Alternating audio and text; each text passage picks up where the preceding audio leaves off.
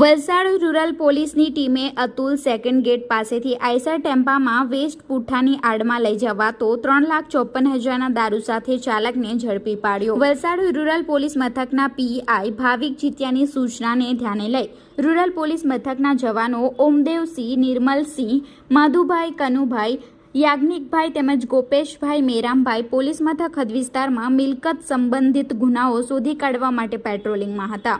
જે દરમિયાન તેઓને બાતમી મળી હતી કે વાપીથી વલસાડ થઈ સુરત તરફ એક આઈસર ટેમ્પો નંબર UP32RN 5714માં ચાલક મોટા પ્રમાણમાં દારૂ ભરી સુરત તરફ જવાનો છે।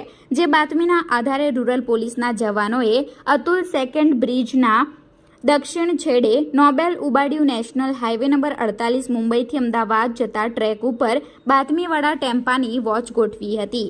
જે દરમિયાન બાતમીવાળો ટેમ્પો આવતા પોલીસના જવાનોએ ટેમ્પા ચાલકને ટેમ્પો ઊભી રાખવા માટે સરકારી લાકડા વડે ઇશારો કર્યો હતો। ટેમ્પા ચાલકે ટેમ્પાને સાઈડે લઈ ઊભી રાખી પોલીસના જવાનોએ તાડપત્રી બાંધેલ આઈસર ટેમ્પામાં ચેક કરતા સૌપ્રથમ તો વેસ્ટ પુઠ્ઠા મળી આવ્યા હતા, પરંતુ ચોક્કસ બાતમી હોય જે બાતમીના આધારે ચેક કરતા અંદરથી મોટા પ્રમાણમાં વિદેશી દારૂનો જથ્થો મળી આવ્યો હતો।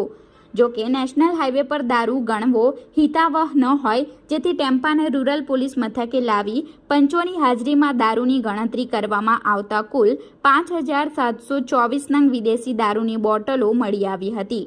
રૂરલ પોલીસે વિદેશી દારૂ જેની કિંમત 3,54,000, ટેમ્પાની કિંમત 8 લાખ, એક મોબાઈલ ફોન જેની કિંમત 10,000 મળી કુલ 11,64,000નો મુદ્દામાલ કબજે લઈ ટેમ્પા ચાલક વિનોદ સુરેન્દ્ર યાદવને ઝડપી લઈ માલ ભરાવનાર તેમજ મંગાવનારને વોન્ટેડ જાહેર કરી રૂરલ પોલીસ મથકે પ્રોહિબિશન અંગે ફરિયાદ દાખલ કરી છે।